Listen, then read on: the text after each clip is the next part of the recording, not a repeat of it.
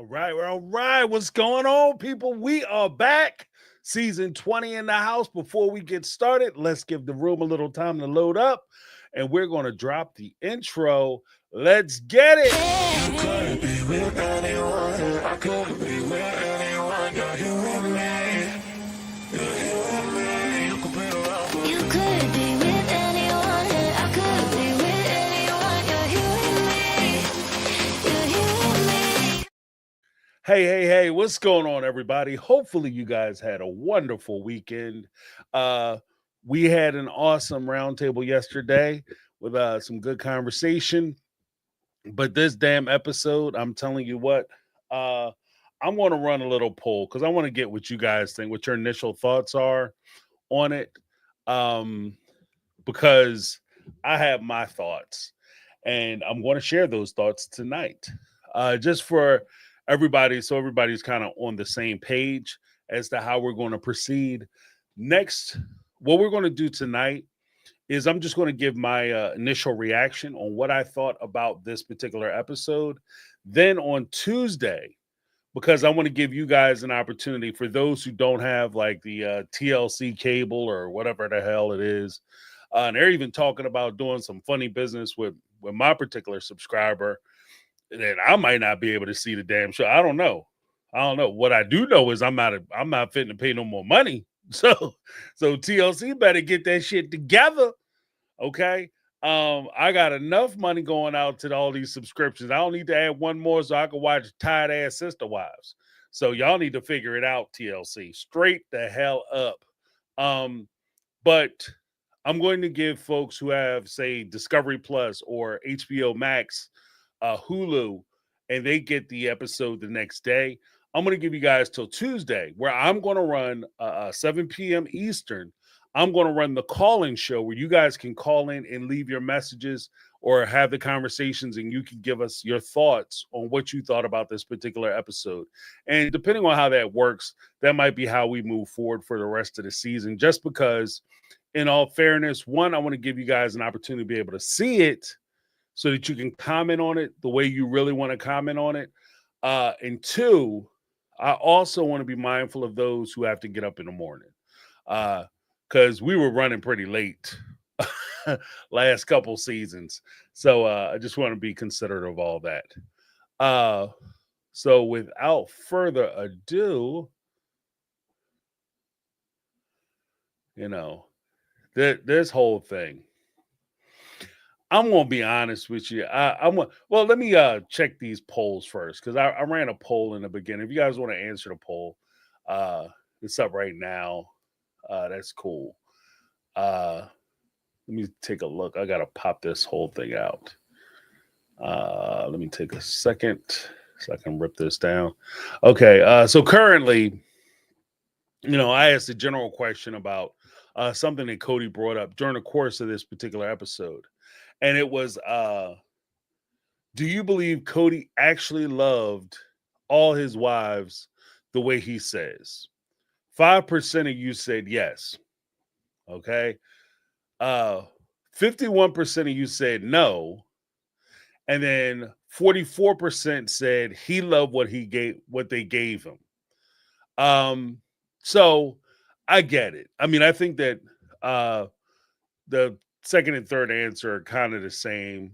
So I think it's overwhelmingly that, he didn't love them. And there's, in addition to that, he liked the benefits that he had by being associated with them.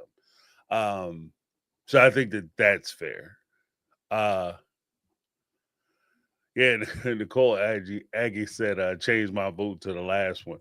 Yeah, I think they're both kind of the same. So I'm gonna go ahead and end that poll because I do have a poll question that I'm a little curious about, and we put it in there. Did you enjoy this episode? Was it more of the same? Okay, so the first option that I'll give you guys is loved it. Lots to talk about. Second option will be meh, more of the same. Third option, Somewhere in the middle, right? For those who can't, I can't decide. I can't decide. I don't know whether I really like it or not. It's just it's not boring, but it's not exciting. It's not new. So let's see what folks have to say about that because I'm a little curious. Um, so before I get into like my overall thoughts of this particular episode, just want to give some of the cursory uh initial reactions to what I saw was going on. All right. I want to break it down so I can talk about like the individuals because the way they bounce back and forth between the people, it's I'm gonna be honest, this shit's kind of annoying.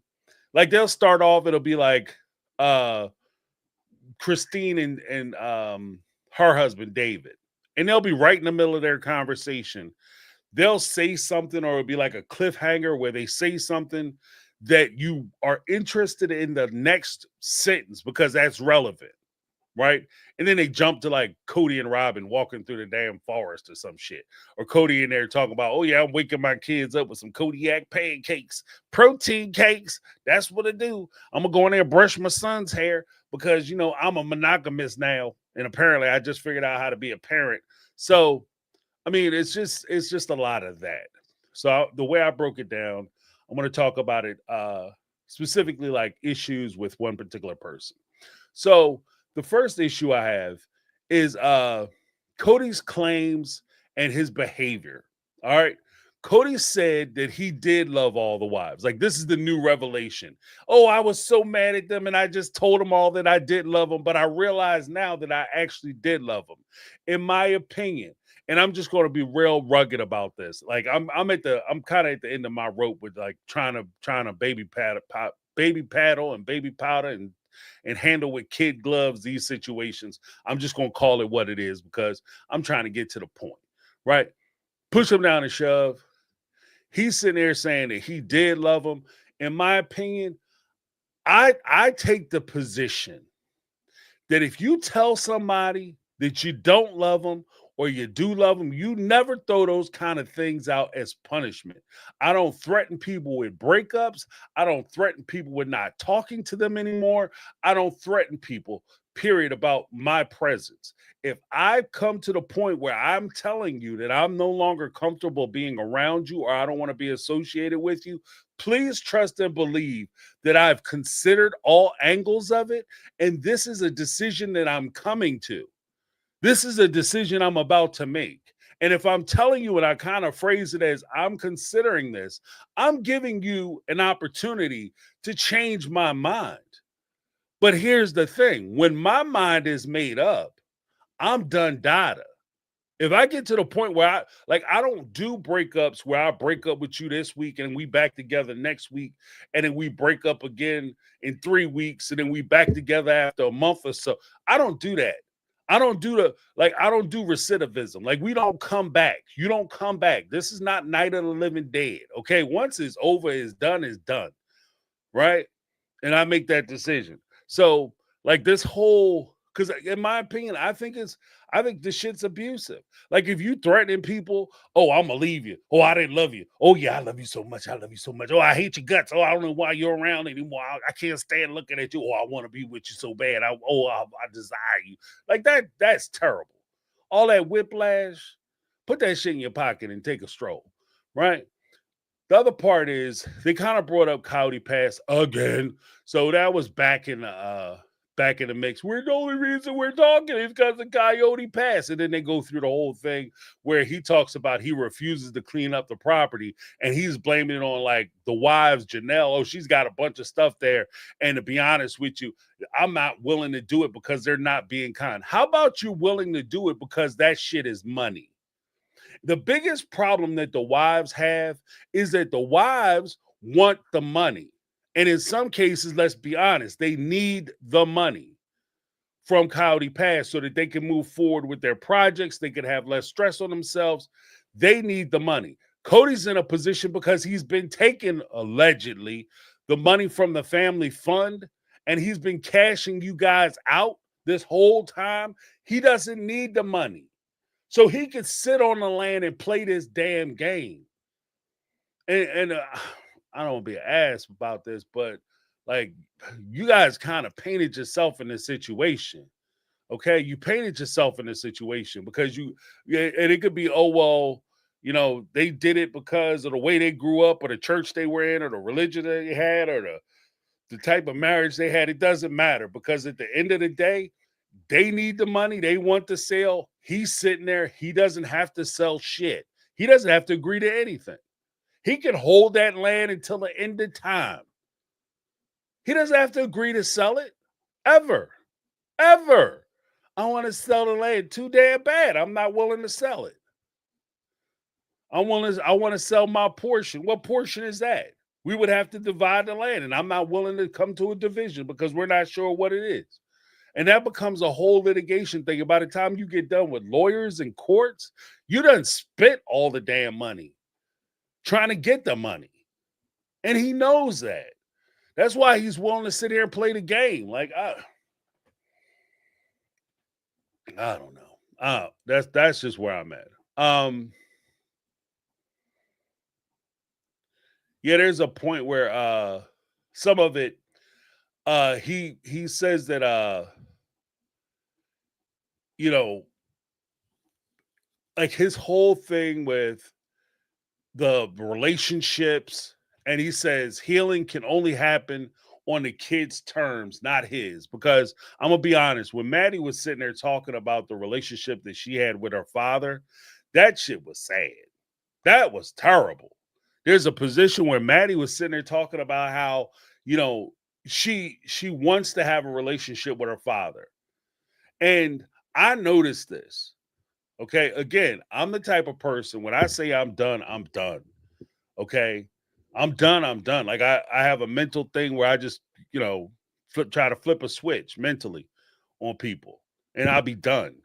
And I recognized a long time ago that a lot of people will say that they finished, they done, I don't need them no more. I don't want to be around them no more. But they still do. And I see that in Maddie. She's sat there a few times and said that she's fine putting her dad in the box and not dealing with him.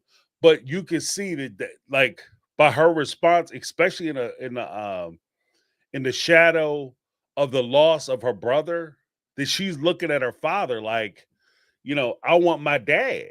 You know what I mean? I'm going through this terrible thing, this hard thing, and I need my dad.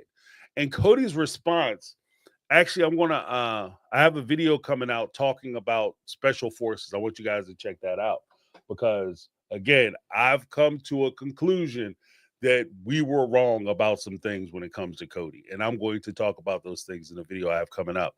But one of the things he said during special forces, he came out during one of the confessional interviews. He said that, men do hard things. That's how you know you a man, because you do hard things, because men do hard things. And I want to apply that same logic to his relationship with his kids. You're saying that the only way you can have a relationship with your kids is on their terms. And why can't you do that? Because it's hard. So you're not willing to do the hard thing. The hard thing is for you to swallow your ego and for you to sit down and be there for your children, be present for your kids when they need you. Because right now, Maddie is in a world of pain, because Garrison, as much as, everybody loved Garrison, Garrison was her little brother, like her legit physical little brother. He's the one that she was dealing with consistently, right, in the house. And she has a certain feeling about losing her little brother, and she needs her father. And the crazy thing about it is, if he doesn't take the time now to try to get there and be there with her and do these things with her now to help her get through it, there's a possibility that that divide that they have, that chasm that they have in their relationship, is only going to grow bigger. And the feelings are going to get a lot harder, because it's going to be even more painful if you aren't there for them when they need you. Then you're just not missing out on, like, oh, I had a baby, or I had a child born, or I bought some property, you didn't see my new house. She lost someone that was very important to her, and she's looking for you, and you aren't there. And that's going to foster more resentment. And if you can't deal with them now because it's too hard, then it might as well be impossible if you don't start acting now. And that's what I'm seeing. And that's what makes this like whole thing like dreadful. Um, there's a point where he confesses how good looking a prospective wife would have to be. This is a direct contradiction of earlier claims, uh where they all were sitting on the couch in the earlier seasons talking about looks don't matter, it's about the connection in the family and blah blah blah. Now he's just being a total pig about it. Like, look, she gotta have a patow, she gotta have a bit bat boom, she gotta have a, the curvy curves, the wiggle and make you giggle. She had to have the thighs for the guys. You know what I mean? Like, he's all about it now. And I think that's like, as much as everybody is saying that like it's piggish or it's misogynist, that's who he is. That's, I think, who he's always been. And he's just basically saying how he feels about it. Oh, in order for me to do another wife, she's going to have to be a dime piece. She'll have to be a diamond. She ought to be hot as hell for me to consider doing another wife. This is something I've been saying. So even when Robin sits there and talks about it, he's not going to go out and try to scoop a 40 or 50-year-old woman. He's going to go out and try to get something fresh off the damn line. He's trying to get something brand new, which is crazy and creepy. He's going to try to get somebody who's probably younger than his daughters. Madison. He's going to get somebody who's 10 years Madison's junior. You understand what I mean? Like, that's what it's going to be. So, no, I'm not interested in seeing him date. Like, I think it'll be creepy. But again, check out my video. I'm telling you, I got some bombs to drop. It's going to blow people's minds. All right. Then he kind of floats the idea when he's talking to Robin. This is how you know he got the eye. He's looking around, and he might even be stepping out, because he's floating the idea of a one-sided open marriage. And to me, this shows that this is an indication. I won't say it shows or proves, but for me, this would be a strong indication that he's dating, or at least looking to date outside his relationship with Robin. And it's weird because he's talking about doing it outside the marriage. Then, of course, he rehashed the whole sister witches discussion for the third or fourth time. This is like repetitive and empty storyline. The whole thing about trying to get like additional sister wives. We've sat through this conversation at least 4 or 5 times already. 3 or 4 times in just last season, when they're out there on Coyote Pass. Will you be a monogamous with me, Robin? I'm tired. I can't do it. Robin, I just won't be with you. Like, this is a whole thing. Then they went to dinner and had the same damn conversation. Then they go to dinner again and had the same conversation. Look, we're going to get into what I thought about this episode in a minute. But, guys, what are we doing? Then we could talk about like Janelle's take, suggests making polygamy legal, giving wives claim to their husband's assets. This is crazy. This will never happen. It's a nice fantasy. It's completely unrealistic. Yeah, it makes sense when we're sitting here looking at Cody, Robin, Christine, Mary, Janelle. Yeah, it makes sense. Okay, we just give to the OG3, screw Robin and Cody. They're the evil ones, case closed, easy peasy. But what happens? What happens if it's the reverse? You have a nice, kind person who comes into the marriage in the form of like the fourth wife, and she has to deal with 2 or 3 nasty-ass women who are trying to bully her and take advantage of her and try to juice her for her money. Not to mention the man is aloof, or he's just downright an ass and he's mistreating her. So the fourth wife decides to leave. She has kids. What is she entitled to?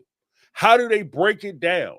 How does a court sit there and decide that they're going to take away from these 3 wives and these 13 kids and give to the one wife who wants to leave?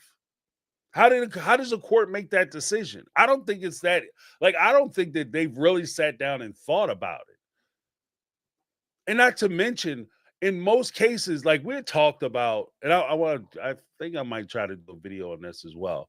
We talked about like poverty and polygamy, okay? And how it seems that these things go hand in hand. The truth of the matter is that they're not going to put, like, there's no way they're gonna a court is ever going to go through and try to figure out, especially if all your money is tied up into everybody else's money. You got a little bit of money in this person's house, that person's house, this kid's hospital bills. Like, the court ain't sitting there trying to figure that shit out. It's too difficult. And then trying to figure out what you agreed to pay and if there was an agreement at all and what the original agreement is, what the standard is, or what your expectation is. Like, it's too much. And let's be honest. This is something that I talked about on Saturday, where I'm just coming out and saying it. Everybody's version of polygamy seems to be different. It's all about the interpretation of the person doing it or the practitioner. So, however they practice polygamy, in some cases, you could practice it like the Brown family said that they were practicing it by. Oh, I got twos. What's going on? Oh, I got ones. Okay. You could practice it like the Browns said they were going to practice it, where everybody gets equal time and everybody gets equal attention and affection and money and everything else. Or you could practice it like Robin's parents practiced it, where he goes to his family's house Monday through Friday. Then he comes over to Robin's house to see her and his kids with Robin's mom on Saturday and Sunday. That's not equal time. That's not equal attention. That's probably not equal money. It is what it is. But in both cases, that's polygamy. It's just how you practice it. And a court would have to get into, well, how do you interpret your polygamy? And what was your agreement on what you expected from this relationship? Courts aren't going to do that.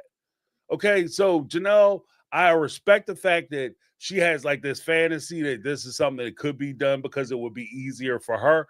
But the reality of it is, sorry, boo-boo, they're not going to do it for you. They're just not going to do it for you. It's not a thing. It's not realistic.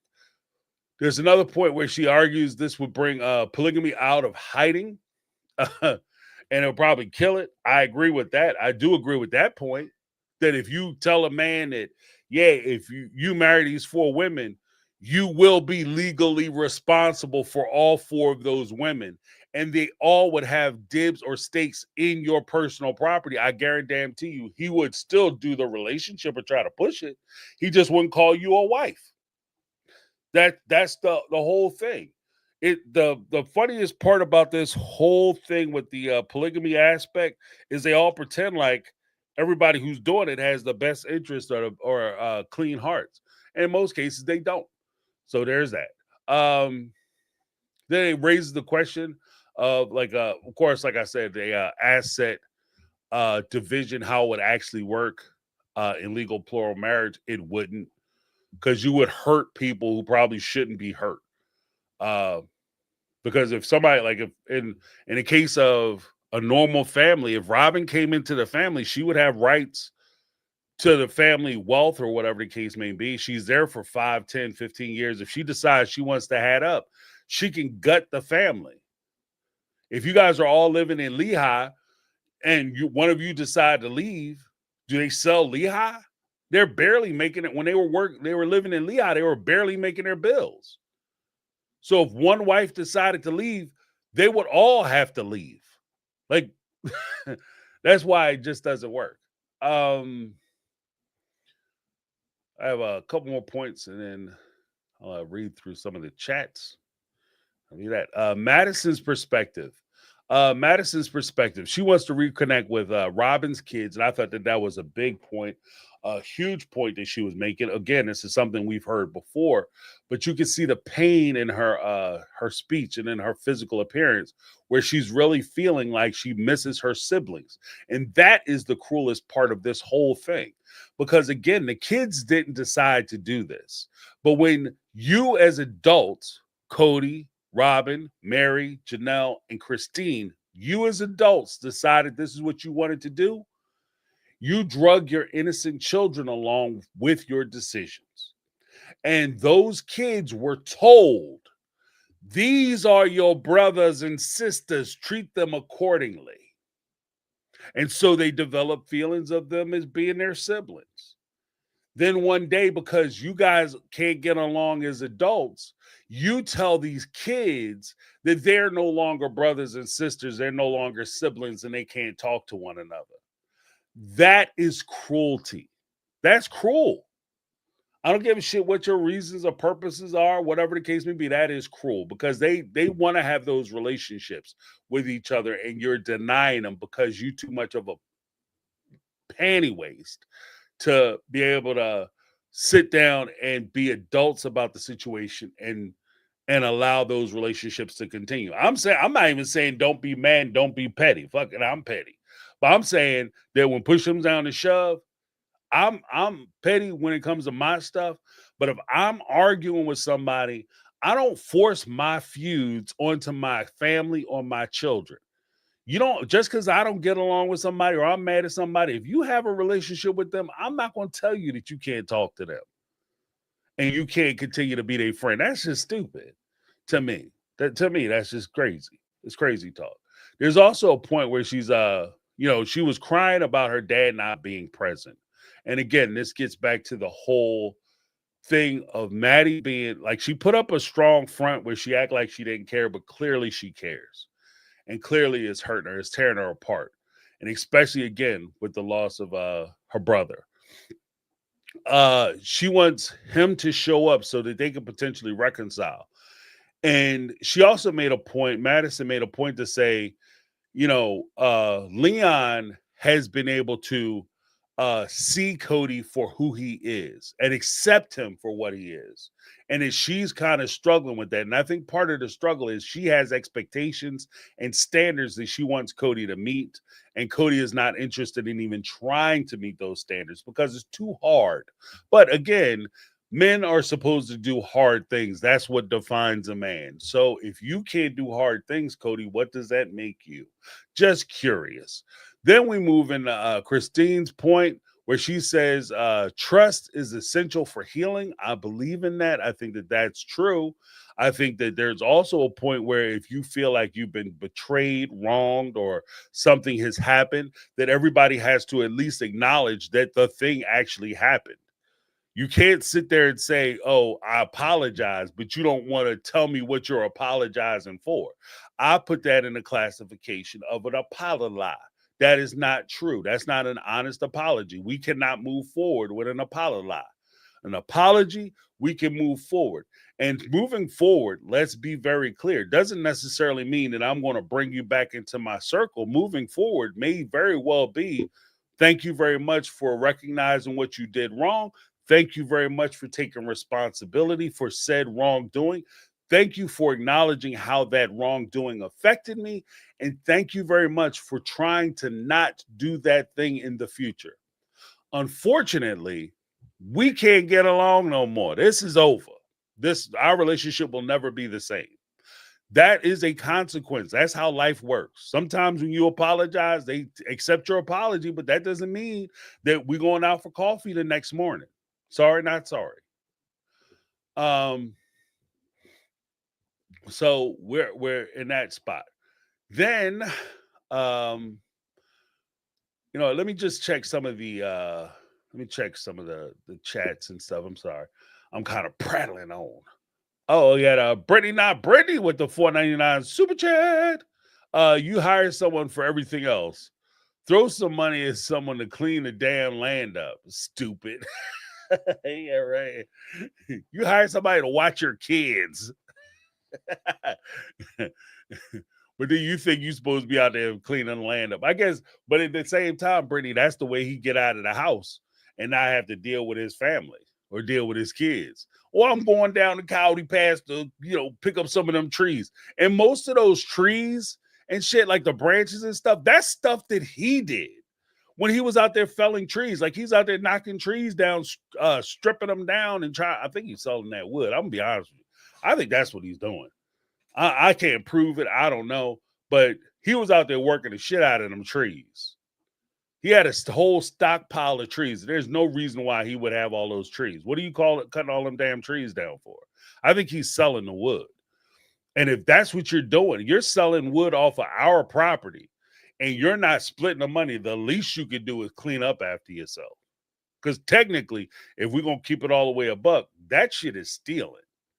Okay? If the trees make the land valuable and you're taking valuables off the land for your own personal use, in my book, call me crazy, I would call that shit stealing. But, I'm funny that way. But let me give Brittany Not Brittany a little something. Oh, then we got a sassy experience up in the house with the $10 super treat. I think Janelle was romanticizing how poly could work. She was saying hypothetically that legalizing poly would effectively end it because men don't want to share their assets. That was 100. I agree with that. Again, I agree that if they were ever to legalize it and the men had to share their assets with a prospective wife, and if a wife wanted to leave, they could walk away with some of their stuff. I think that would prohibit a lot of, well, I'll say this. I think that it would change the definitions and the parameters of a lot of polygamous relationships. And because because at the same time, I think that the conversations, these kinds of conversations, this is part of the reason why I don't argue on Facebook, right?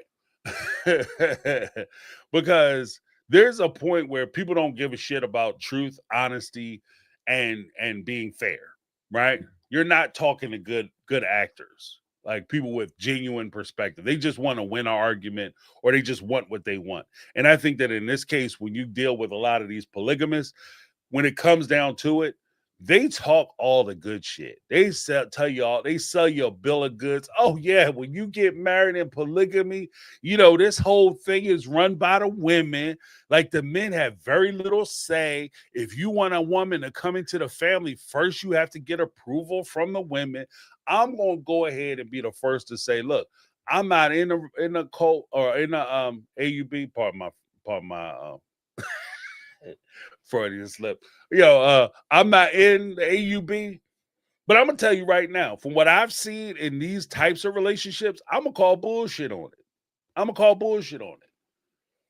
Because I think that if you are the leader of your household, you're the man of your household, you're the leader, and you're designated as the leader by your church, by your community, by your culture, you're the leader of the family. How's the leader of the family? This isn't a democracy.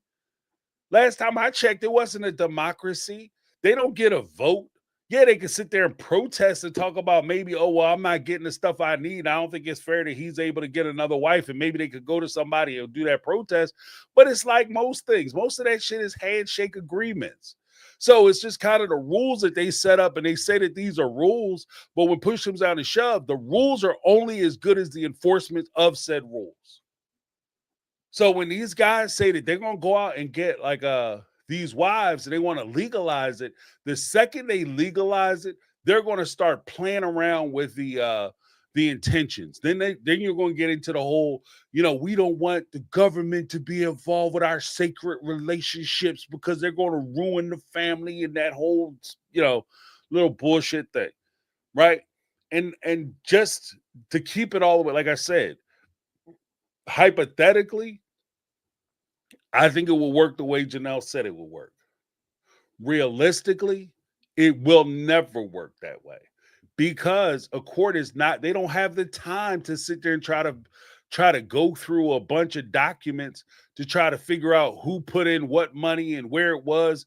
And because it's not just about how much money you put in, it's about the agreement that you had when they put the money in.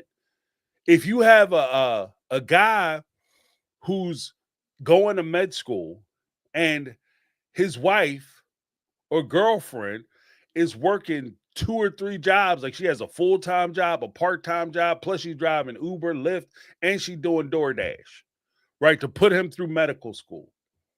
And the agreement is is that she's going to contribute so much money to his medical school education, and then when he graduates, she's going to be able to quit all those jobs.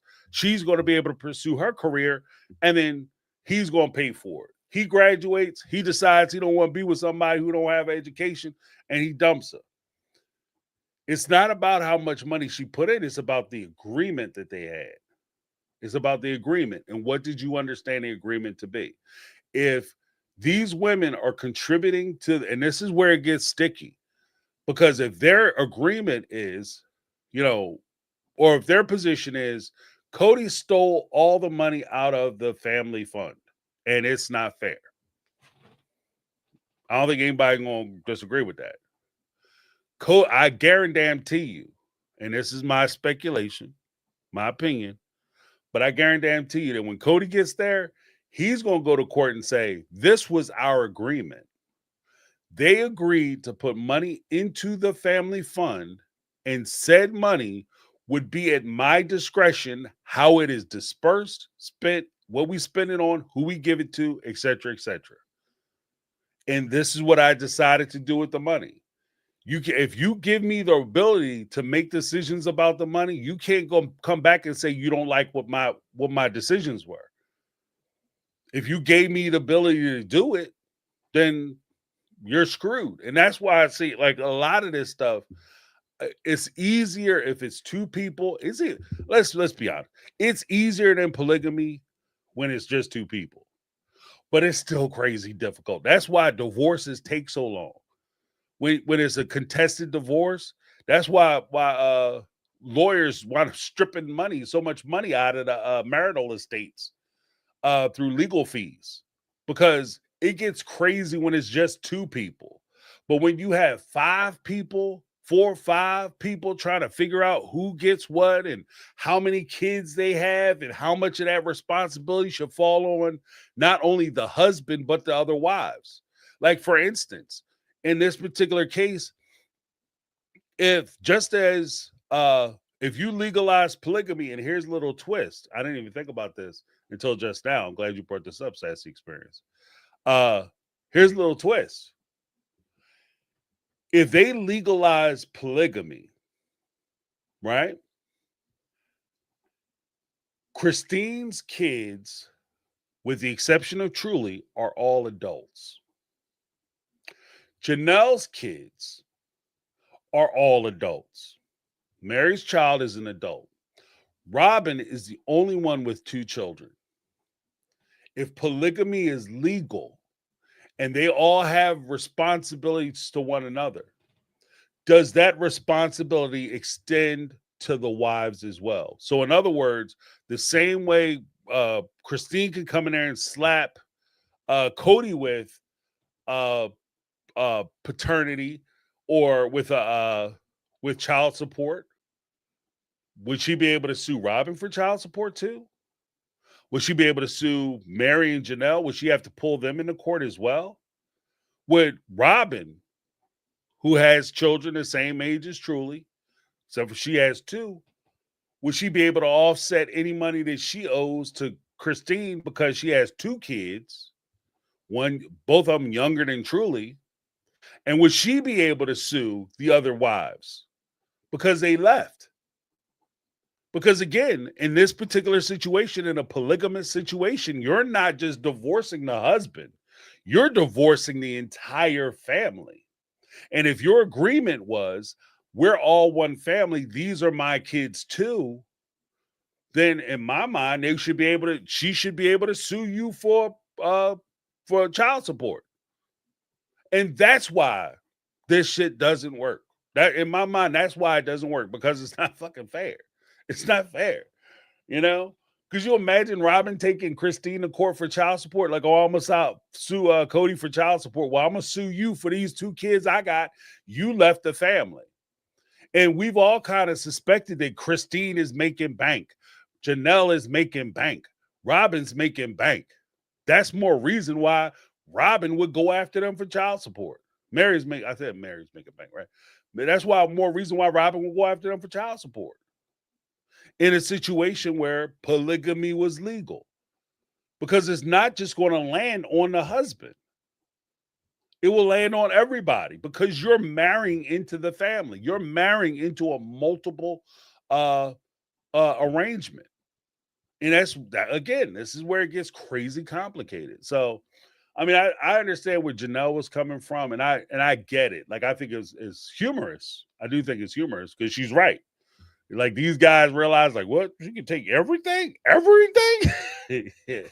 I'm not doing that, so it probably would kill a lot of the relationships. I believe that too. But thank you so much, Sassy Experience. That was an awesome comment. I didn't even think about that. But yeah, I mean, I think that if you run it all the way down, you'll be able to sue the wives. The wives be able to sue the wives. Especially if you have a wife like Mary who has like property. Then Janelle just got 152 acres. What? Christine has 2 rental homes and a house that she's living in. I don't know. That's it.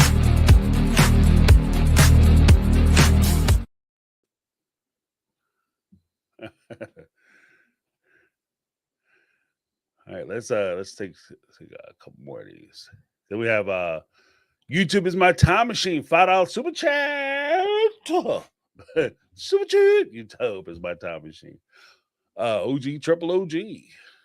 Robin's reaction to Cody won a new tale was bizarre. The topic isn't going away. Yeah, it's just being played and replayed and talked about. Like, I'm tired of hearing them talk about it, to be honest with you. It's a corny conversation. It's a stupid conversation, in my opinion. Like, I'm not sitting here like, ooh, I wonder what they're gonna do. Ooh, that's so crazy. I'm not doing none of that. I think it's a ridiculous conversation on its face. And we'll talk about it in a moment. But thank you so much, YouTube is my time machine. Then we had Blue Heavenly Leonard, $1.99 super chat. No longer watching Sister Wives if Cody starts dating. Yeah.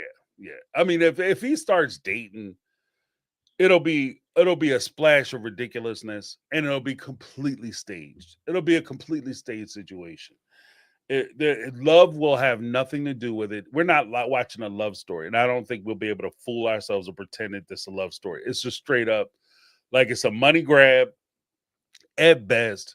It's a lot of people taking advantage of each other at worst. It would be disgusting to watch it, because it wouldn't be anything about like, oh, I met this wonderful woman and we had like such a connection. It will be like Cody said, she'd have to be good looking, she'd have to be hot, and this gets into something we talked about yesterday. I bet you money that there was a whole argument before that Cody likes shapely women and he likes women with curves and all that craziness. I bet you $100. Well, I bet you about full dollar. As I said, I would only bet $1. I bet my full dollar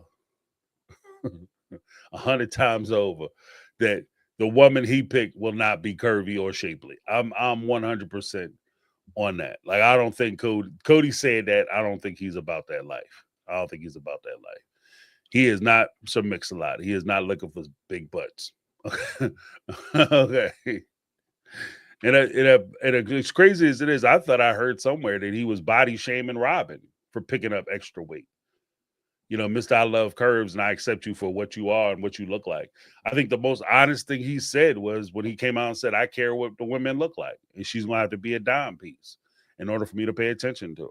So yeah, I think it'll be piggish to watch it. I think it'll be droll at best. But thank you so much, Blue Heavenly.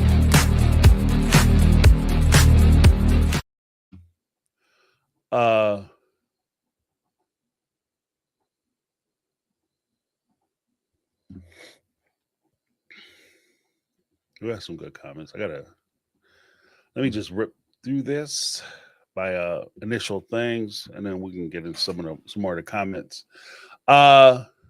Mary's storyline, let's be very clear. Like, the whole speed dating thing, she's going to catch a lot of crap about it. People going to crack jokes about Mary speed dating. Here's my thing. If it works, she's brilliant.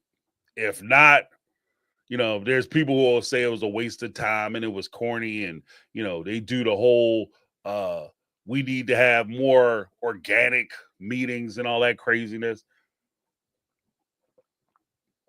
Here's my thought on it. At the end of the day, meeting people is hard enough. Okay. I don't care how you do it.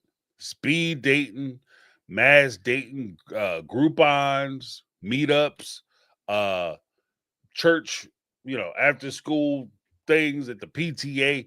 Meeting people is hard enough because when you break it all down to the most simplest forms of you actually trying to connect with somebody else, you are out there in the world trying to meet the right person at the right time under the right circumstances when they are in the right position to be able to receive the experience that you're willing to provide them. That's what it is. That's all it is. You could have two most awesome people who are so compatible, they fit together like jigsaw puzzle pieces.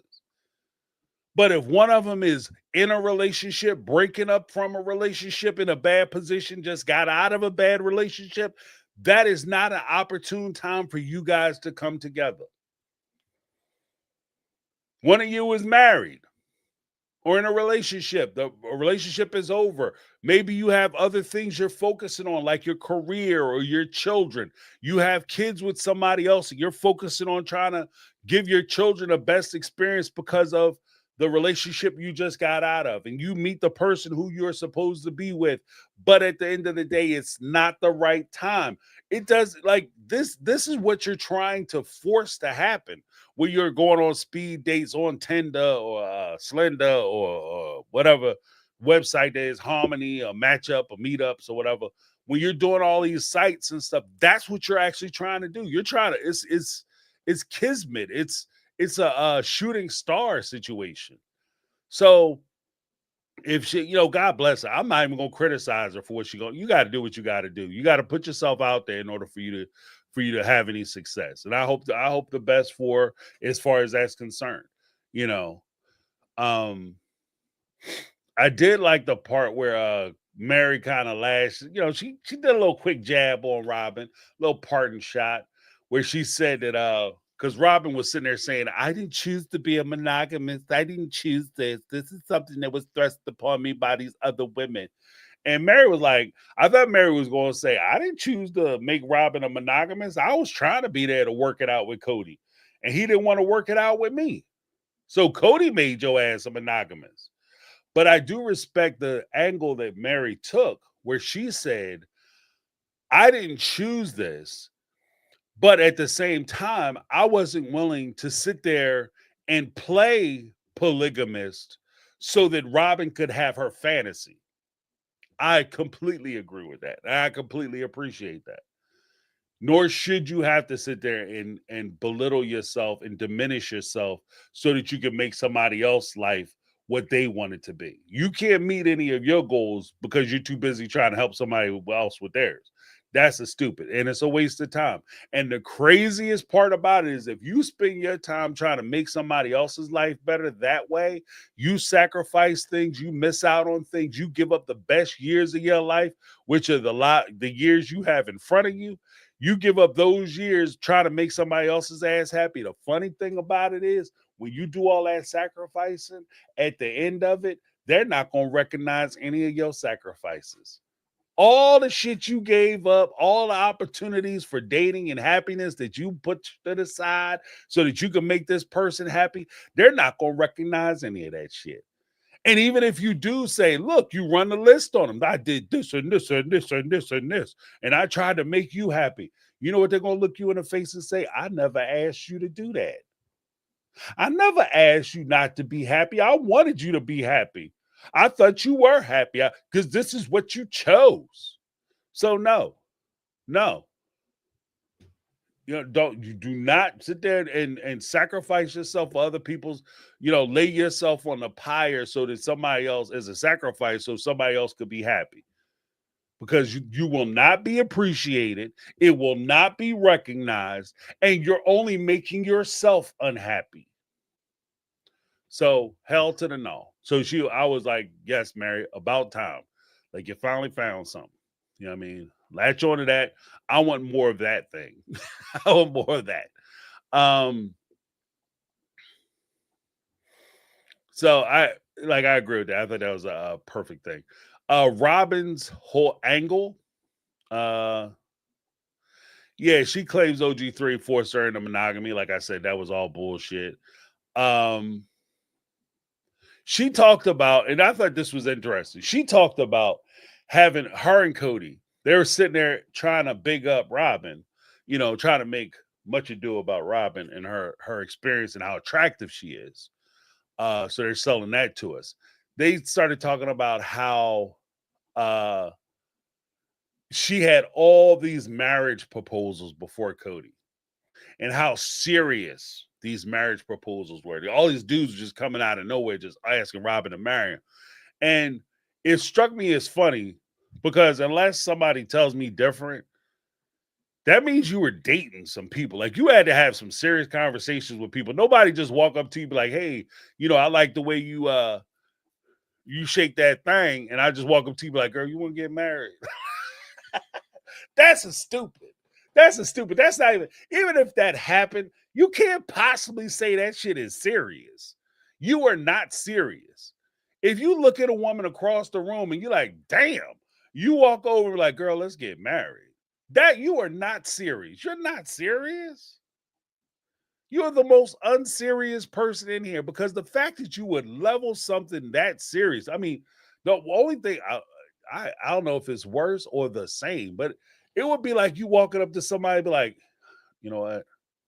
I don't know you. I've never talked to you, but I am so deeply in love with you. It's insane. I love you so much it hurts. Like, call the police immediately. I need a PFA. I need a protection from abuse order or restraining order.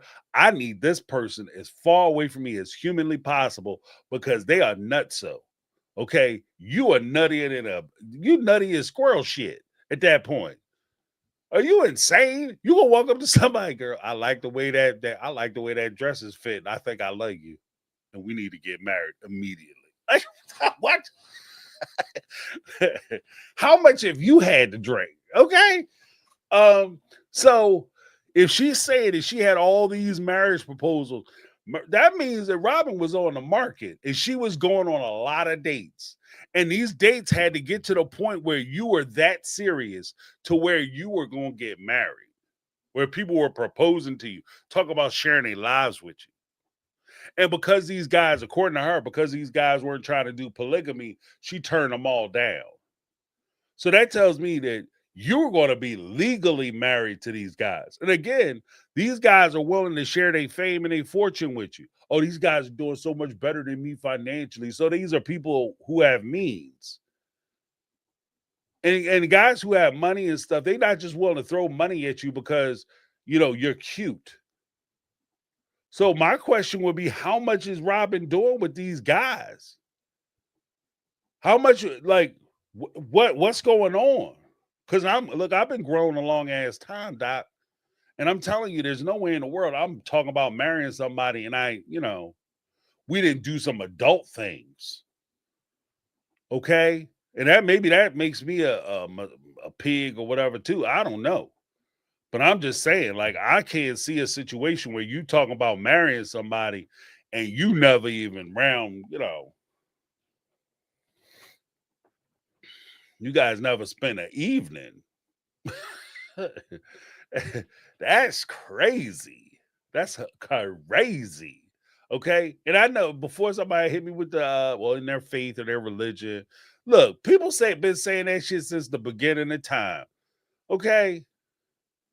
Oh, you ain't supposed to be messing around if you part of this particular faith. And people showing up pregnant or disappearing, like they spend like they 3 months they wearing like baggy clothes. First 3 months they wearing baggy clothes, and then like after the first trimester into the second trimester, all of a sudden they're gonna go visit their cousins or their uncles or aunts down south, and they disappear for the next 7 to 8 months, and then they come back with their little brother. Like shit. Like that's your child. Stop playing. Stop playing. Then you can't tell me, like, look, if you telling me that Robin was dating all these dudes and she's grown, and this is the time when Cody is kind of coming in the picture, that means she's already been married. She's walking around with all these kids. You have 3 kids, and you telling me that the guys you're dating don't want to do anything other than sit there and hold your hands and sit on your couch and go for play dates. So I got kids, you got kids. I'm bringing the kids over to play with your kids, and we're dating. I'm expecting to play with you too. I'm expecting to have adult play time. And like I said, maybe that's just, oh, you just in the outside world, James. So I think we might have learned some new information. That's all I'm saying. When she confessed that she had all these proposals. Because in my mind, I don't see no dude proposing to you and you sitting there playing coy and shy. And I gotta wait till the wedding night. And you got 3 kids. What we waiting for? That ain't new. That ain't new. What we waiting for? I want to do things right. Well, I want to make sure, it's what I want. No, yeah, I'm not buying that. But then you have the question of, again, we're gonna kind of dance around this whole thing with the polygamy thing. She insists she wouldn't do plural marriage without a guarantee. It's impossible. Like that whole thing is impossible. There are no damn guarantees. So that whole conversation to me is dumb and ridiculous. Okay, this is the quest for a storyline. Cody and Robin are clearly grasping for a storyline in this. Oh, we might actually bring in another woman and do what? But the it's so cute, and maybe this is something we could do. Cody already said he don't want to do polygamy marriage. He don't want to live polygamy no more. He doesn't want to do plural marriage. So why are we still talking about it? Because Cody's the one that's going to have to marry him. And Cody's sitting up there talking about, oh, well, if I bring somebody else in, they would have to be so committed to Robin. That is the stupidest shit ever. You want somebody who's going to be super committed to Robin and want Robin, then what? You come home and find out that, but, you walk in there and find them bumping uglies. Shit. You big dummy. I want somebody who's gonna be obsessed with Robin. They got people out there who be obsessed with your lady now. You think you got a treat. I've done told people that. I've had that conversation with people. Guys I know, man, you don't understand, man. It's gonna be amazing. I'm gonna bring her home. She gonna be my wife, man. It's gonna be incredible. I just gotta talk my wife into it. Don't you talk your wife into that shit. Because that woman might get in there and do some things to your wife. And you do your business and you had your ass fucking 3 sheets to the wind, knocked out, sleeping. An old girl in there, tearing your wife to pieces. And the next thing you know, you'll go from like the 3 of y'all, then all of a sudden they going on their girls' time. The next thing you know, your bags is by the front door. Then you see your kids every other weekend. And your ex-wife and her girlfriend are dropping them off. Like, don't play. Don't play. So what are you talking about? You want somebody who's going to be obsessed with Robin. Duh. This is what I'm talking about. Like, this is so weird to me. Because, I mean, I guess maybe they operate in, like, naivete, and I'm willing to accept that fact. But you can't be this naive, bro. I'm telling you, playing around. You playing in the real world now. You're not playing in polygamy world where stuff is off the table and out of when you put it out there that you want somebody who's gonna love your wife. That's what you're saying. Like if you put that into like an app or something, I want somebody. I'm a married man. I have a wife. I want a woman seeking a woman who's going to love my wife. You're going to get a particular type of woman from that advertisement. In the whole conversation, if we're gonna be honest, let's break this down real quick on why this is such a ridiculous storyline. it's a ridiculous storyline on a couple levels. First, you chose monogamy. Whether you say you don't want to live monogamy because you want to try to, hold these women accountable because they did no longer wanted to sit there and be puppets in your game of play pretend polygamy. So you want to, I never wanted to live monogamy. I always wanted them women to be enslaved. I mean, wives, sister wives, not servants, sister servants, right? I wanted sister servants. He didn't want to say that. So if you try to break it all the way down, in order for you guys to do the type of polygamy that you want to do, you don't have the facility to accomplish the type of polygamy that you want to do. You don't have the religious backing. You don't have the community that you need in order to back your decision to be a polygamist. You're out here in the world looking for somebody who's just willing to jump in a marriage with you and your wife, and you guys don't have any religious ties. You're not going to get what you're expecting. She's talking about she wants 100% guarantee that the beautiful, hot, shapely ass woman, and when I say shapely, I mean banging body. Okay, banging body, banging body Becky come bouncing her little buxom behind down the steps. You think that she's gonna sit there and talk about I'm gonna give to the family and I'm gonna give to the thing and we gonna live it like they do in the AUB, and she has no idea what the AUB is? I mean, hopefully she don't think that's the vows. AUB. That's the alphabet. Like, no, you know what I mean? Hopefully not. Because she'd have to be missing a couple screws in order to jump in this relationship with them.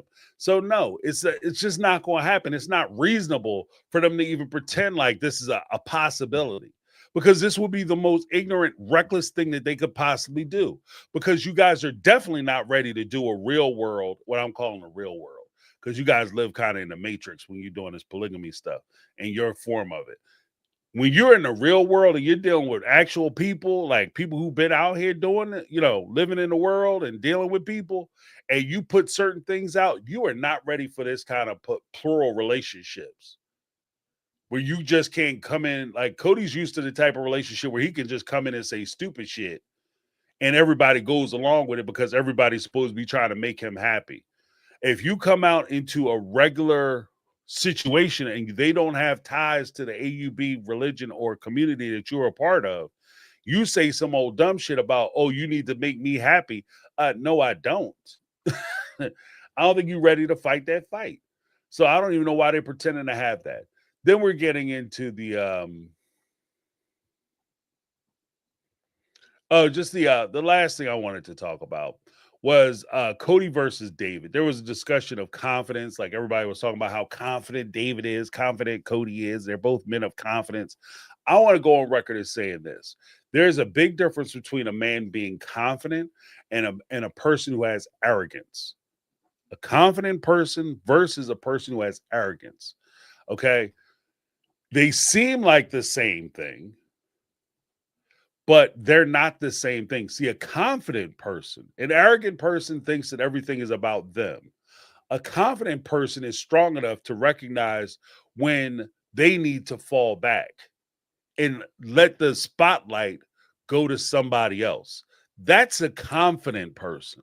A confident person is capable of being there for the people that they care about when they need them to be there and they need them to be present. They're okay with that. They're okay with taking a lead. They're okay with falling back and taking a back seat. Cody is not okay with that. Everything that happens is about Cody, and if it doesn't deal with Cody, it's all bullshit, and it's stuff that he doesn't have to worry about. There's a distinct difference between being confident and being arrogant. Cody is arrogant. David, it seems that he's exhibiting confidence. Now, I will say this. David is an older man. And when he was out there and he was going to race Maddie because she's about to do a marathon and he gets to talking shit, I'm faster than you, I'm quicker than you, and it's going to be amazing. I could beat you if I want. So they decide they're going to go out and have a foot race. Now, when they said that, I'm not going to lie. I was like, this could be bad for David. Because you hit a certain age, snapping your shit up.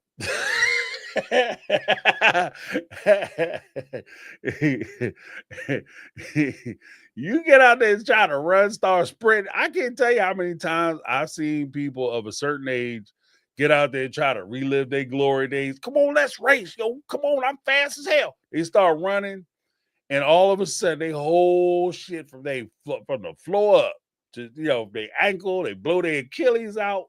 I had a couple buddies get their Achilles operated on. I know guys who ripped up their hamstring, pulled hamstrings real bad. Blow knees out, hips, jack your hip up, doing stuff. Or one guy running, and he just started running, and he fell face first on the ground. His shit was terrible. Like, you know what I mean? Sometimes you hit a certain age, you got to recognize that you ain't about that life no more. You got to sit your ass down. So that was the one thing with David that I saw. I was like, oh, David, don't do that. Don't do that, player. This could be bad for you. But let's take a look. So let me get the poll, and then we'll go through some of the conversation in the chat. All right. Let's see. Did you enjoy this episode? So the poll is, did you enjoy this episode? Or was it more of the same? 15% of you said, loved it. Lots to talk about. 57%, so it's an overwhelming majority, said, man, more of the same. And then 28% of you said somewhere in the middle. Here's the thing. Well, before I get into it, I'll leave it open for a little bit. Let's go into some of the chat, see what people are talking about.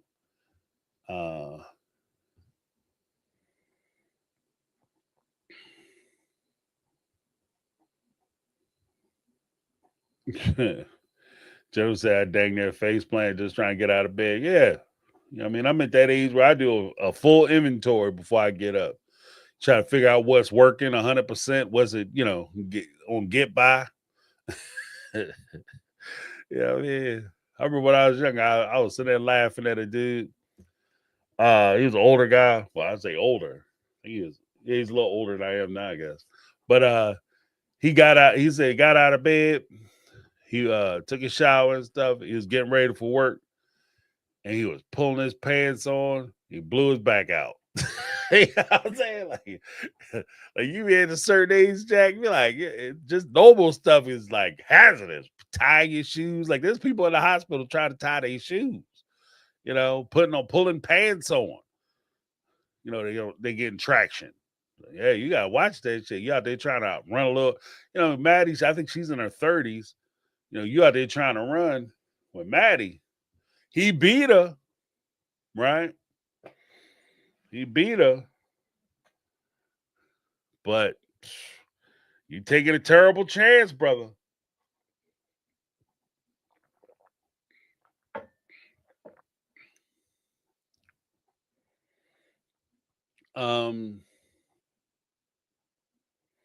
Damn, YouTube is my time machine. Said the race was the most exciting part of the episode.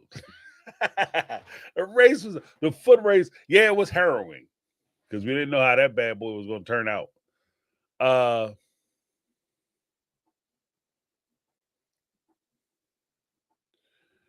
Yeah, see, Crystal Moon said, to me, it's obvious Cody is insecure. Did y'all see him on Special Forces? He tries too hard. Yeah.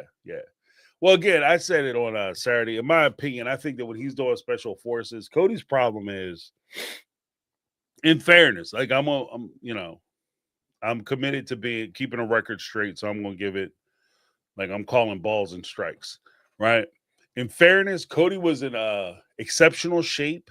He showed up in good shape, condition for Special Forces. So he did a good job physically. He was able to maneuver through some of the obstacles.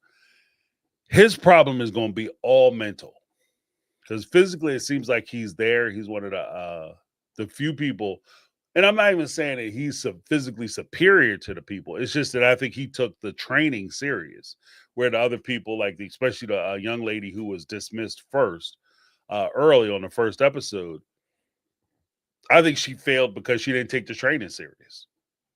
I think the football player, Michael, he didn't take the training serious. So that's why they're struggling the way they are. But I think that Cody is trying to establish himself as on an equal plane as the staff. So he's trying to display like, I'm here, I'm coaching these young guys through it. I'm older than them. I'm taking more of a parent role or a father figure role, which is ironic since he don't have a relationship with his kids. I'm gonna be the father figure for these young men, and I'm going to help to mentor them just as you guys are trying to help mentor them. So you can kind of see me as a partner staff. So I'm like even though I'm a reality TV personality and I'm here for 2 weeks, if you guys want to go ahead and make me if you guys want to make me a staff member, that's cool too, because I'm here for that. So I think that that's kind of the weird thing he has going on. But that's going to bite him in the ass. Because I saw when he did the helicopter thing. He jumped out of a helicopter and rappelled all the way down. And he did a good job, right? And he got down and he was trying to, like the guy said, good job, you passed. And he tried to have like a conversation with the guy. The guy he looked at him and ignored him. I was like, oh, shit. Bro, you just don't know when to shut up. So I agree with that. Let's see. I bet the kids were happy for Cody to leave and do special forces. They got to eat gluten. Yeah, right. Like no more chicken breast and broccoli.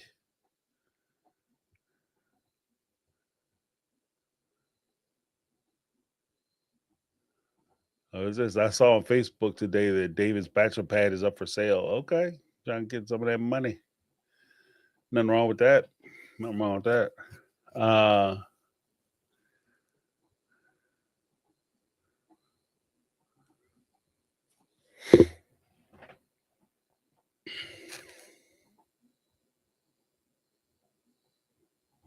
Yeah, Brittany didn't even try to train. Yeah, I agree. I think she was trying to. She tried to hit the guy with the sympathy points, like I didn't really, I would hate to have to leave and stuff. I don't want to go. I just can't do this. Dude was like, well, if you can't do it, you can't do it. Oh well, made her ass quit. Uh, yeah, Cody's already acting like he's better than everybody else in special forces. Yeah, yeah. That's gonna happen, and that's one of the problems too. Especially, it looks like they're doing more SEAL team training, not necessarily Delta training. The Delta, those guys go all by themselves, and SEALs they tend to do group training. So, yeah, that teamwork is going to be important, and you can't be greater than the sum. But that's really, if you look at how he lived the last 30 years of his life, that's how he was trained by his wives, because his opinion and his presence was far more important than anything that they had going on. So, I mean, there's that, because everything was about him. When he showed up, the party started. When he left, they had to get back to their lives. But when he came through the door, he expected everybody to drop everything they had going on, and all eyes were on him. All attention was on him. So that kind of has a way of making you feel like you're better than everybody else. Let's go down a little bit.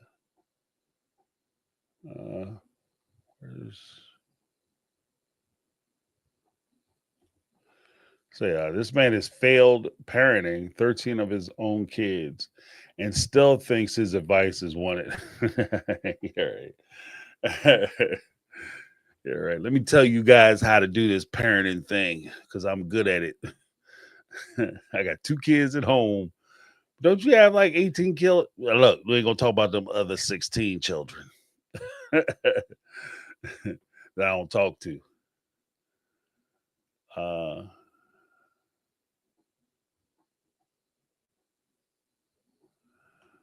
Yeah, the whole bag over the head went too far. Feels like they're mocking prisoners of war.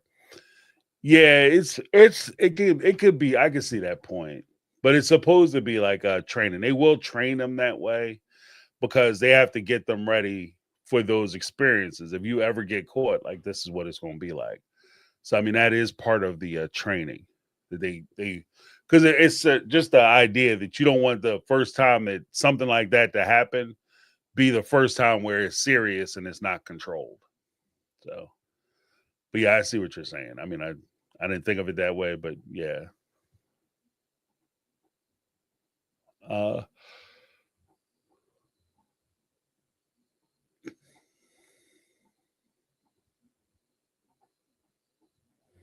let me see.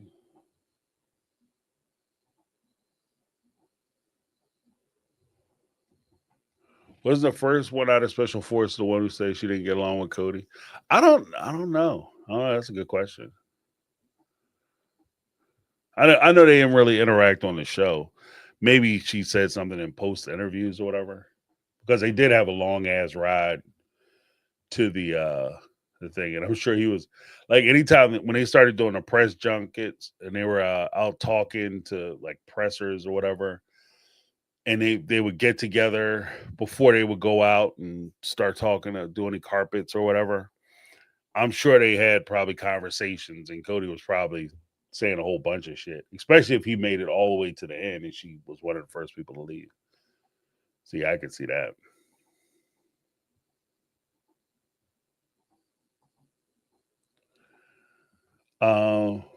What's this? Well, haven't seen it. Not streaming on Hulu, HBO Max, or Discovery Plus. If you have Hulu, you might have access to Disney Plus. They have it there. I know they have it there. That's how I saw it. To Disney Plus. Um, and that has Hulu as well. So, because it's I think the issue you may be having, I don't know whether it's on Hulu or not. Maybe it's a territorial thing, but it's on Fox. It's a Fox show, so it depends on if you can watch it on Fox. It might be available now. Like just maybe go and check, see if it's available, or hit your search, depending on how your system is set up. Might have to search for it and find a free one. Yeah, HBO Max. If you're trying to watch Sister Wives, HBO Discovery and I know HBO and Discovery will have the Sister Wives from tonight on tomorrow. This is one of the things that I kind of struggled with 2 seasons ago because I couldn't see it because they were being jerks about it. We have Michelle Woods in the house, $9.99 super chat. When Cody helped out the former football player to breathe, I thought good, but when he is gonna when is he gonna put his foot in his mouth? Second later, he said how much he loves football players. I screamed, not the time. Yeah, that shit was kind of Brokeback Mountain, wasn't it? Can't quit you, Joe. I can't quit you, Michael. Radzinski.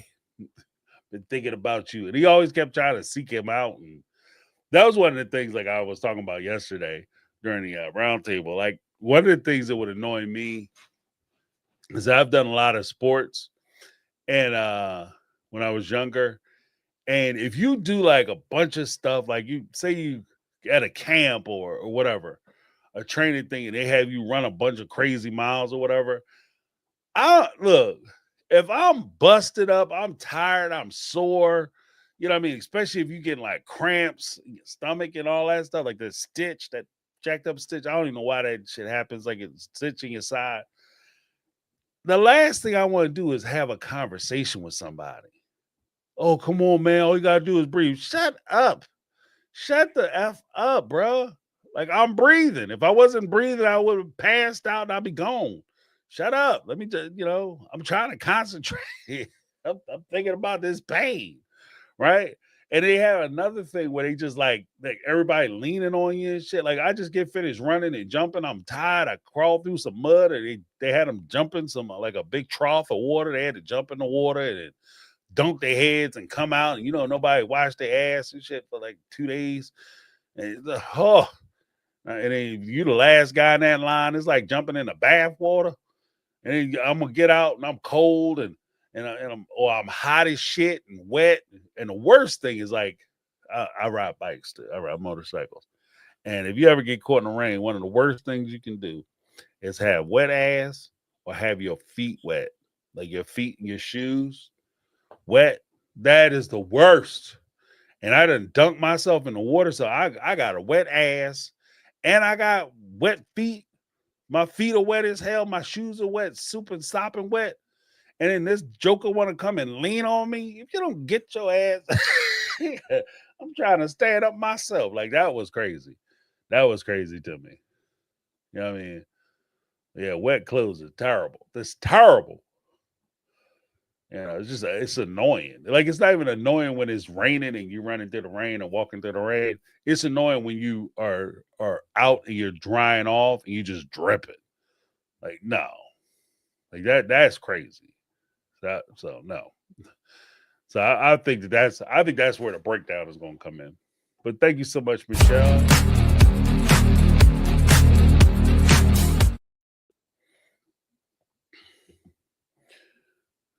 Michelle Woods in the house. Oh yeah, I got your email too, Michelle. I'm going to be checking you out. Kind of had a rough week, but I will be checking you out. I will be joining. Matter of fact, hold on a second. I'm gonna put that in. Michelle, if you want to put that in the chat, I'll bump it up to the top. I'll pin it. You want to put your link in the chat? Let's put some hearts in. Speaking of chat, put some hearts in the chat for Alexandra PF. She has some things going on. I don't know how much she wants me to share. It's not really my place to share business, but she has some things going on. Let's give her some support though. I'm gonna drop some hearts in the chat too. Yeah. There you go. Yeah, you gotta support each other. Go through tough times. Let people know that they're not by themselves. And again, that's one of the things that bothered me with Maddie's conversation about her dad. Like, her husband is sitting next to her, but sometimes you want the people that you want. I mean, does that make sense? You want the people you want to be there and comfort you and support you when you're going through hard things, And she wants her dad. And again, I know she was talking shit about him, but she wants a relationship with her father. And it's heartbreaking to see him dismiss it as, oh, she's not willing to come back on my terms. And she's asked me to come back on her terms. So I refuse to be there for her when the time, when it's necessary. So it's jacked up. It's jacked up.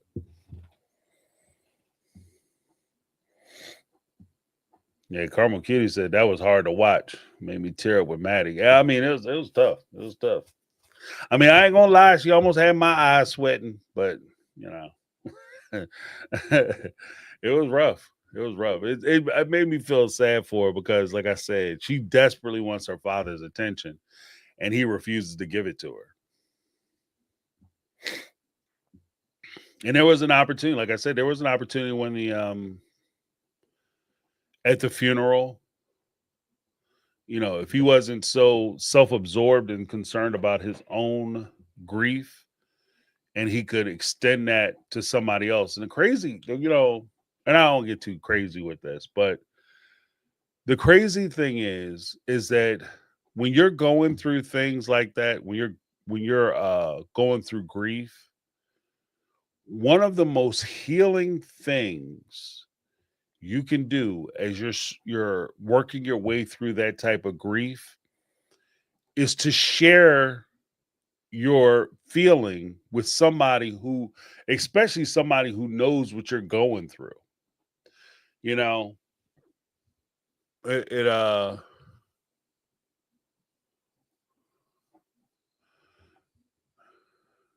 It really does help to go through that thing with somebody who understood you. Like, even if it's I was thinking about me and my brother. My mom passed. Like, we both macho men, you know. But it's just the fact that you're there for one another. And the reality of it is that even though I had people there who were supporting me, like the one person who experienced that relationship with me and knows exactly what I'm talking about and what I'm referring to and the experiences was my brother. You know what I mean? And my father was there. That was important to me too because he shared those experiences with me too. Like we shared things as a family. So I can sympathize where Maddie is coming from when she's saying that she wants her father because even though she has her brothers and sisters and she has her mom, like she feels like she's missing that critical part. And it's a shame that he's unwilling to give that to her because again, that would be something. And here's the thing, TLC, if you guys listen to me, is have your interns watching the show. I don't think the vice president is watching me, but if you got the intern watching the show, intern, that would be a quality storyline to pursue. Watching Robin and Cody talk about dating other people, that's bullshit. We know that that's not happening. Y'all just saying that. Y'all just jaw jacking. As they say, they just wagging their jaws, right? They're not really serious about it. Because if they were serious about it, Cody would be actively trying to make it happen, or Robin would actively be bringing people home. Here's Susan, if you don't stop bringing these heifers home, these hefty ass women, because she ain't trying to bring those supermodels back to the crib. But it's not happening. And so watching them talk about bringing in sister wives is the equivalent of them sitting there having a conversation about levitating. Yes, when I levitate 50 feet off the ground, I'm going to fly around the world at subsonic speeds. And should I do that? Is it a possibility? No, because you can't fly. And this is not a comic book. So there's no point in us having a conversation. You guys are not doing polygamy. It's no point in having a conversation. It would be interesting to see him having a conversation with his children, engaging with his children. That could be a viable storyline, I think. I think that would be interesting. But I don't think that, what he's talking about is interesting. And as far as I put Alexandra up, thank you, James, and My Take Fam. You guys are the best. No, you're the best, Alexandra. We're here to support you. So keep dropping those hearts in the chat for. Yeah. I wish I could say what, give you the short, quick, and dirty to make things easier for you, but that's just not how it works. It's not how it works. You can't get over it. You got to work through it. So I hope that you are able to work through it quickly and find your place of peace. Peace and acceptance. What's this? Maddie was a teen when Moo joined the family, because call her Moo because she's a sacred cow. She is she is more in a relationship she had when she was little. Maddie is lucky because truly never got that. Yeah. That's the one thing that I kind of grew up with. You never I complained about my shoes till I met a man with no feet. Like, you know what I mean? Like, it's easy to be upset about what you don't have now and it's not working out for you now, but then you realize that there are other people who are in similar situations and worse situations than you've ever been. Like you said, Matt, like truly never experienced Cody coming over the house on a regular basis and being playful and fun. By the time Truly was sentient enough to recognize what was going on and what was happening and that Cody wasn't there.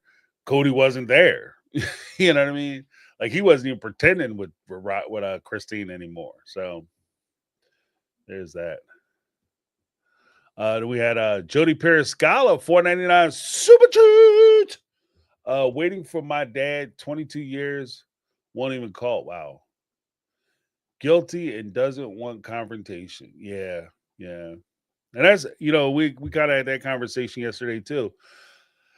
Like, sometimes when you're in these bad situations with your kids and it gets so far down the line, the person doesn't want to admit to doing wrong, because if they admit that they did something wrong, especially it's been a longer time or a longer gap between when you actually spoke, then they have to admit that they're the reason that you haven't spent time together and you missed all this valuable time, and they're their fault. They're the reason why that you guys didn't get together. You wasted all that time, potential time and experience together. So sometimes the hardest thing to do is for people to stop talking, but the easiest thing to do is to maintain your silence and maintain your distance, because it's too hard to come back together, because at some point you may have to actually acknowledge what you did or what you didn't do or what happened. And if you're not brave enough, strong enough, courageous enough, or willing to have that conversation, the easier thing to do is to opt out of all conversations and all contact where you don't talk at all. But thank you so much, Jody Periscott. Let me give you a little something.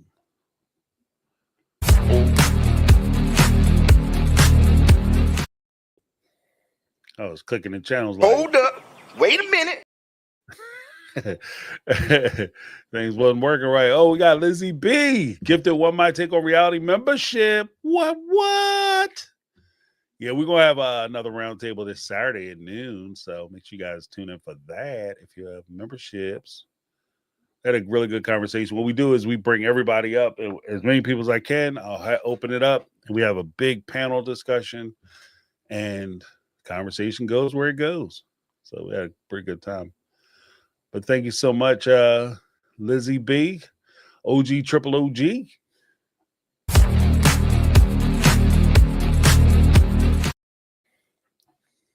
All right, let's do this. Let's run through this poll real quick. All right. Did you enjoy this episode, or was it more of the same? We'll go from least to greatest. Loved it. Lots to talk about. 15%. Somewhere in the middle, that's 28%.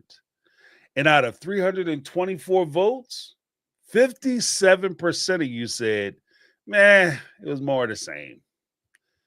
All right. Well, in that poll, thank you guys so much for that poll. Here's my take on this, and then I'll wrap it up on this. Just so you guys know, we're going to do the call-in show where you guys can call in on Tuesday. Again, I'm doing it that way because I want to be considerate of folks' time, because people got to get up on Monday, and it's kind of rough if I go to like 2, 3 o'clock in the morning Eastern Standard Time, or 4 or 5 o'clock, depending on where they at. And it's just a rough time. So, we're gonna forego a lot of that pain. I'll give my initial reactions on Sunday, and then we're going to roll the call-in show on Tuesday. And, of course, we're going to have the Speak Pipe show on Thursday. So if you guys want to leave a message for Speak Pipe, that's cool, too. If you want to do both, that's awesome. All right. I appreciate you guys being here, though, and kicking in on the chat, keeping that chat lively and fun. Here's my thing, guys. Here's my thing, because I'm going to keep it all the way a stack. You know what? I decided a while ago I'm done playing sister wife friendly. Okay, first up, when Cody said, let's touch some things real quick. When Cody said sister witches, he wasn't thinking witches. Let's be very clear. He's not calling them sister witches. It rhymes with witches. But he wasn't calling them sister witches. Because when he said it, because he said it with too much confidence, and and the way he said it, I was like, yeah, that's not what he usually say. How he usually say it. That's the PG version. because he's as magnanimous as he's trying to come off, like, oh, I forgave them and I'm trying to get over it, and I'm past it now and I'm too mature and all that other shit. He can't get out of his own way, and he always has to do the parting shot to belittle these women. He can't help himself. He can't help himself. So I think that's where it was. Now, where am I at? Oh, thank you so much, Crystal Moon. But what's my opinion on the whole thing about this show, this particular episode? I could say there are some interesting points that we could pull, but if we're going to keep it all the way a buck, this opening show was kind of dog shit. Okay, let's call it what it is. I ain't gonna play around no more. It is kind of dog shit. This was dog water, and I say that because if you've been watching this show, there's stuff that you can latch onto and you can look at it and be like, that's interesting because I know the ins and outs and the intricacies of the sister wife universe, and I figured this out. It's like an inside joke. So yeah, I got that part of it. So yeah, that part would be okay for a person. And that's where you get the man, a lot of the same stuff. We're kind of getting into it. Maybe a couple slick comments came through that I've been waiting for. Cool. I like that. I'm here for that shit. But let's be very honest. If this was your first, like you saw Cody on Special Forces on Thursday, and you said, oh, his new show, new season of his show comes out this Sunday, and you tuned into this show on Sunday, you would have no idea what the hell is going on. You would be completely lost.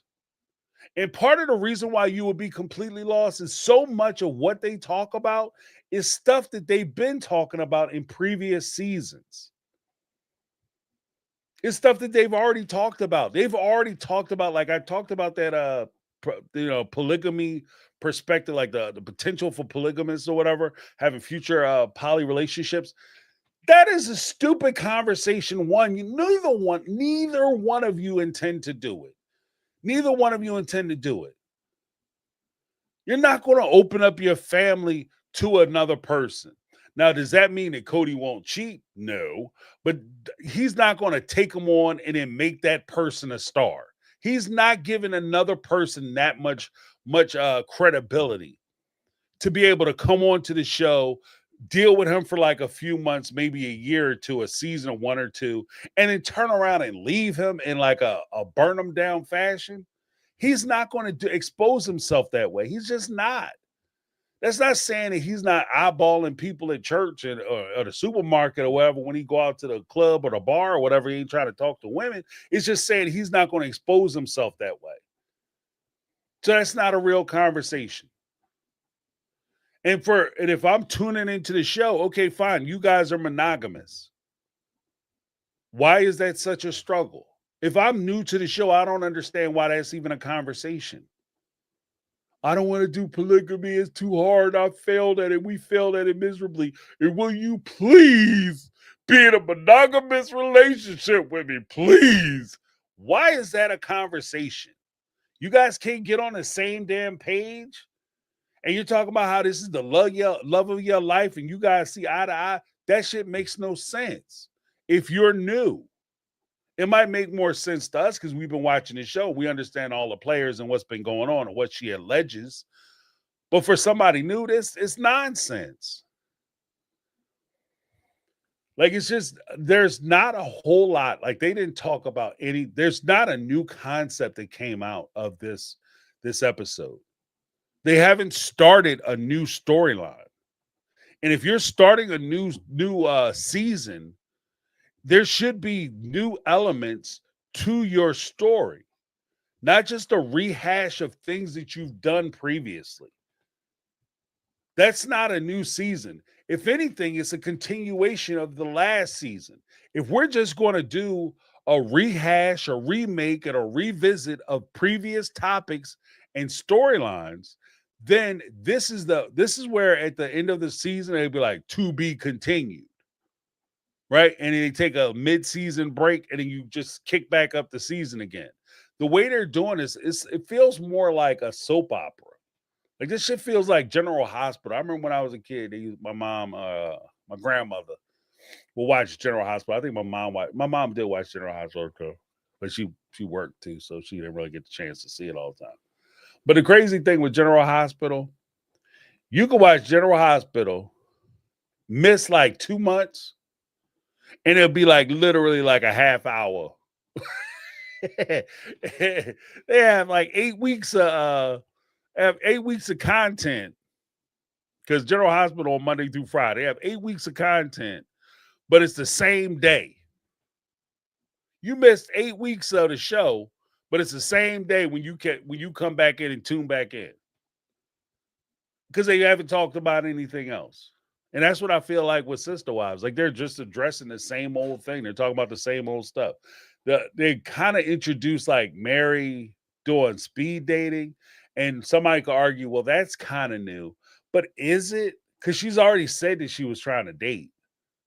So this is just a new form of the thing that you were already doing. Then Cody, Christine, and David, their relationship is their relationship. She's already said her relationship is perfect. It's perfect. It's perfect. Like, what are we watching? So, I mean, it's the same old there. Like, Janelle kind of has a new thing going on because it's her and Caleb and her trying to start this business. So, potentially, Janelle could have a new storyline. But everybody else is pretty much rehashing. Like I said, like, if I had to rate tonight's episode, this would not be a recommend. Like, I would not recommend the show. And this is part of the problem that I think that they're going to have moving forward is that if you watch the show, you will most likely continue to watch the show. But they are hemorrhaging their fan base because a lot of people getting tired of watching the same old thing. They're tired of watching Cody and Robin be abusive or what they consider to be abusive. And they're just tired of it. Right? They're tired of the rehash and the remakes and the same old situations. So they're leaving. So you have the fan base who are committed, who are watching. Then you have part of the fan base that's leaving because they're tired of it, they're exhausted, or they've just had too much.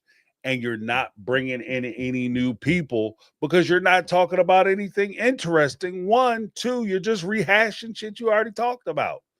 And when you started, because you're new, you have no idea what it is they're talking about.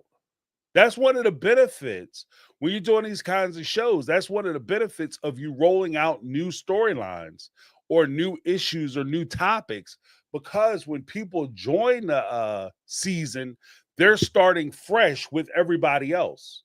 So it doesn't, at that point, it doesn't matter how long you watch the show. You might have a little more background and a little more understanding about the spines of each one of the characters and what they're going through, what they've been through. And it enhances your understanding of this new obstacle or challenge or conflict. But it's a new conflict and you're experiencing it fresh with everybody else and you can conversate about it. But now you basically have a scenario where people will start watching the show and they'll have like their opinions of what the show is, what the show is about. And then somebody will say, oh, well, Cody seems kind of cool. Well, you need to understand this and this and this and this. And this is why he's not cool. And Robin isn't reasonable because of this and this and this and this. And none of that was shown in this last episode. So, like, I don't know how they're going to do, like, because I heard they already started shooting film season 21. I don't know how the hell they're going to do a season 21. What are you going to talk about? They still going to be talking about Coyote Pass? And they already sold Coyote Pass. Or is that what they're going to do? Like in season 21, they finally going to get around to selling Coyote Pass? They're going to drag it out so long? I don't even know. I don't know. But that's my thing on it. Yo, look.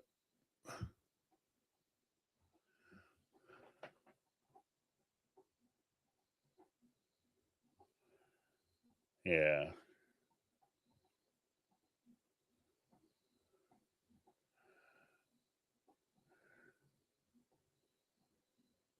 Kathy, I want Janelle to say, "Hey, fool, I'm over you and I want my money." That's when our phone calls don't get returned anymore.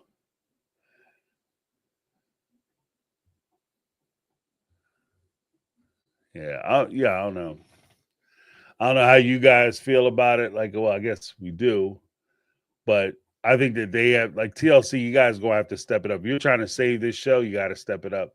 Which reminds me, make sure you check out my video that I got coming out, and I'm gonna be talking about Cody specifically and what I think that he's actually doing, because I think that we've all had it wrong. I think we've all had it wrong. And especially watching these episodes, and how these are shaping up, we got it wrong. And let's be honest, Christine also said in her book that they do a thing where they excuse me, they all get together and decide what the storylines are going to be and what storylines they're going to pursue and how the storylines are going to flesh out for the season. And this is what you guys came up with. I'm just saying, like, I don't think this show's got much longer. Like, if this is the indication of where we're gonna be at, this first episode was dry.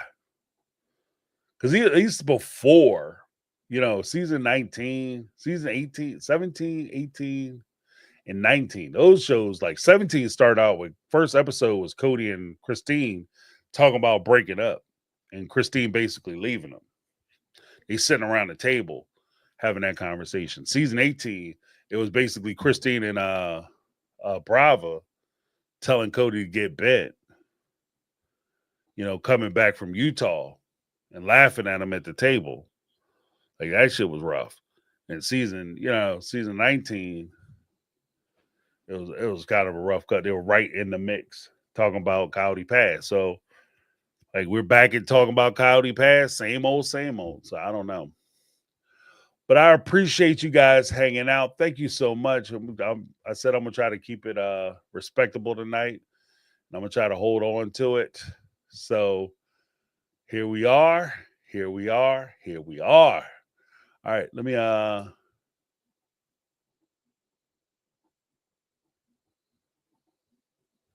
uh-oh. Is it Megatron said my uncle sold the house across from Maddie, so after October 22nd, I won't be able to have a spy to see if they filming. Thank you, Megatron, for your service. Appreciate you. Megatron was down there with Maddie, across from Maddie and Janelle and them. She able to see what was going on. And that's awesome. But yeah, I appreciate you guys hanging out with me.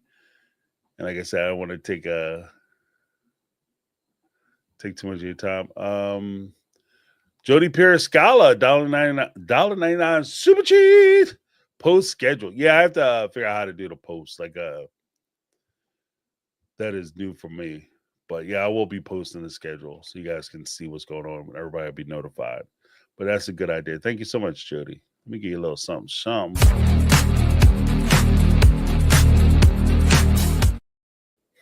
All right, guys. Thank you so much for joining me. I want to give a huge shout out to Jody Periscala, Brittany Not Brittany, Sassy Experience. What? In the house. YouTube is my time machine. Blue Heavenly Leonard. And of course, Michelle Woods in the house. And then we have Lizzie B donated the membership. Thank you so much, Lizzie B. Remember, Saturday we have the roundtable discussion. You guys can call in. Members roundtable. So it's a good time. Sometimes we go a little long on them bad boys. Get long in the tooth, but it's fun. It's fun. Thank you guys so much. And thank you guys for being cool in the chat. I appreciate you. I don't want to hold you. Like I said, I want to be respectful of your time. We will be back on Tuesday for the call-in show where you guys will be, it's straight call-in. All right. So when you hit the show, I might do like maybe 5 minutes or something like that. Little intro, little razzle dazzle. tonight's show, Razzle Dazzle, and then we go right into it. And of course, if you want to leave a message, thank you so much, Lizzie B. If you want to leave a message, just hit that speak pipe, ask your questions, leave your thoughts. Make it as you can slick talk on that. I don't care. If you got to say what you got to say, get it off your chest. Let a player know what you got to say. Let a brother know what's happening. That's where you want to do it. The great thing about speak pipe, if you don't want your name out there, you don't have to put your name out there. If you want to just keep it between us, me and you, and you say, James, please don't play this. I don't mind if you reiterate it or whatever. Do that. I will do that. This is an opportunity because I want as many people to be able to participate as possible. So if you don't feel comfortable calling in, you can always hit the speak pipe, in which case when you leave the message, it gives you the opportunity to listen to the message. If you don't like it, just delete it, re-record it, whatever, and then send it out. Okay. That's it. But thank you guys so much for hanging out. I appreciate it. If you want to send me an email, thank you so much, Lizzie B. Once again, you want to send it out, just send me the email at mytakeonrealityquestions@gmail.com. I appreciate you guys. Thank you so much. Hopefully, this season will be a banger. Hopefully, they turn it around. But right now, it's for me, it's off to a slowish start. All right. But check it out. We'll talk again on Tuesday, 7 p.m. Eastern Standard Time. Thank you guys so much. Thanks to the mega mods in the house, Lizzie B, Brittany Not Brittany, and Carmel Cuties. Thank you all so much for hanging out with me. In fact, you know what? Before we go anywhere, let me give you all a little something. All right, y'all. That's my take. I'm James. This has been My Take on Reality, and I'm out. 'Cause I've been living life right like I